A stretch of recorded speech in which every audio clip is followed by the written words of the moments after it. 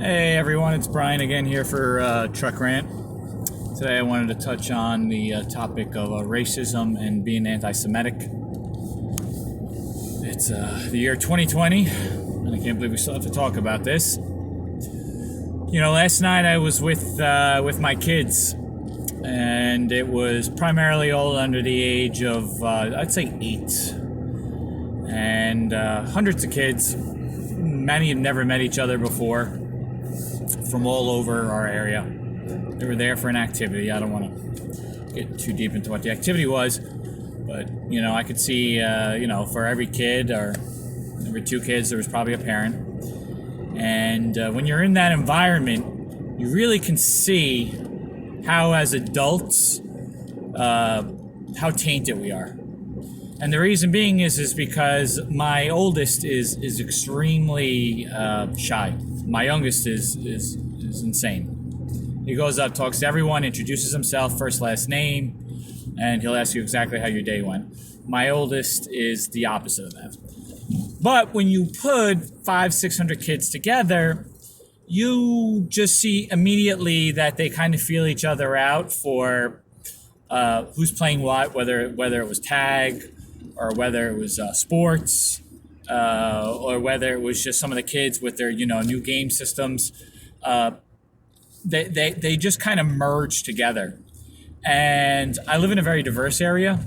And the first thing you notice is that kids don't notice the color of skin, and they don't notice the religion that may be taught in the home from the person that they are interacting with.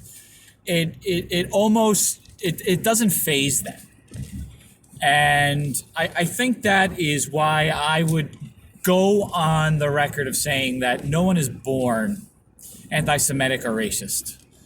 It's really a disease that sets in later in life. And you see this because you can see some of the parents, how they huddle together compared to how the kids huddle together. I don't want to say they're looking for a way to settle in among their peers more comfortable, but I mean, it's obvious.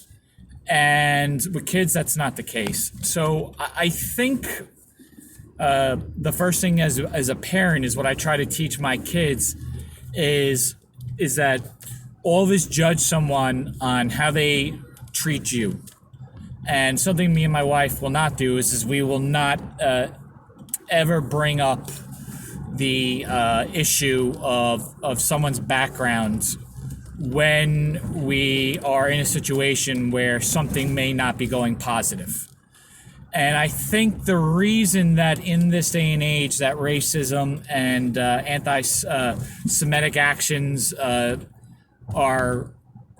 rampant is because parents are failing.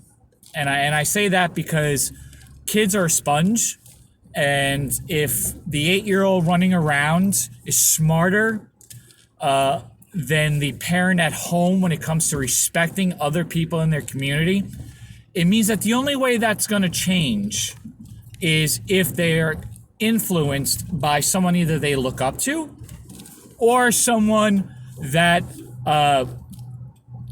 is an authority figure for them.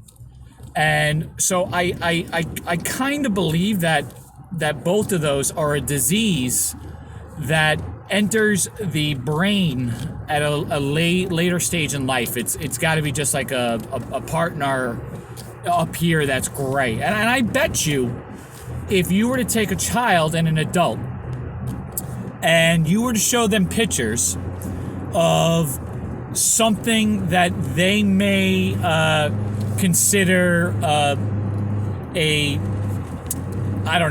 reflection of a color or a race or a background, I bet you for a child that will come out different in the scan of their brain than an adult. And I blatantly believe that we can find hate in the brain by comparing it to a child's brain, and that can be by using words, pictures, anything. And I think that it's that innocence that adults need to respect. And you see it as you go through stage. We can all remember in our life when we heard something that we were just taken a little back by at an early age. And I think if we have a conversation with our kids and explain to them that if they hear that and it makes them uncomfortable, the reason why they're uncomfortable is because they know it's wrong. And that the person that's repeating that probably is hearing it from someone else that's wrong. And if that person is in their circle, is their neighbor or a good friend, it might be worth taking the time to tell your child that maybe that's not the right person for you.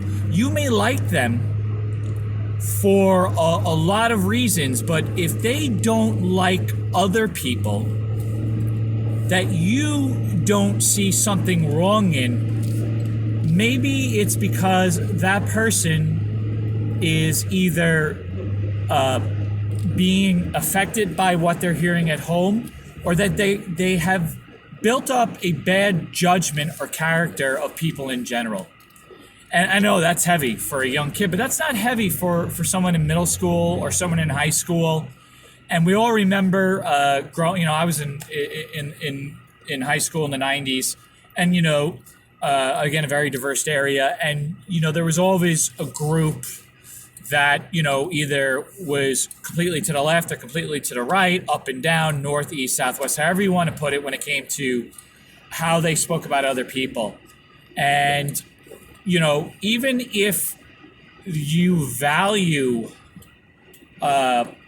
where they're coming from, and you know that they're coming from a good family, I think it's up to you as an adult to really have that conversation with your kids. Because if we're going to fix this world, and this world seems to be overrun with hate, the only way we're going to do this is by showing our kids that just because someone doesn't look like you, doesn't talk like you, or act like you, doesn't mean that inside they're not the same. It doesn't mean that they don't believe the same things. And if we can raise a generation of people that put kindness into their kids before they put an opinion and hate, in the long term, that will spread quicker than us passing laws and all this other silly stuff that it sounds great when a politician gets up there and says this.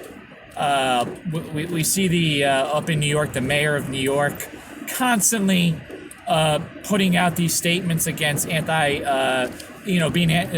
anti-Semitic language, but we all know he's full of crap. You can see it on his face. He doesn't believe what he's saying. It's sad. And I think the only way that we really can push that out of our culture is if we remove it. And so, if you're a child watching this, which you probably shouldn't be, maybe ask your mom and dad if they say things that you don't like, why they say that, and explain to them that maybe that hurts you. And if you're an adult, there's no time better than now. I mean, last night, when I was watching this, I was pretty inspired. And, I drove home with my son, and I was talking to him, and I was like, "Did you have fun tonight?" And he's like, "Yeah, I had a good time." I said, "You made a lot of new friends tonight." And I said, there was a lot of kids there that you never met before. What did you think? And he genuinely turned around and he said, I didn't talk to everyone, but, they were really cool, Dad. And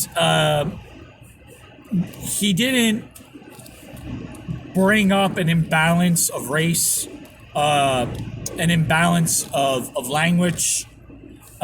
He basically just saw them all as one. And that inspired me. So, my rant today is that I believe that racism and anti-Semitic behavior is a disease, and it's a disease that affects adults. And stop infecting your kids. Let them be kids, and maybe you can learn something from them like I did last night. So that's it. Brian again, Truck Rant, never edited. Thanks for listening.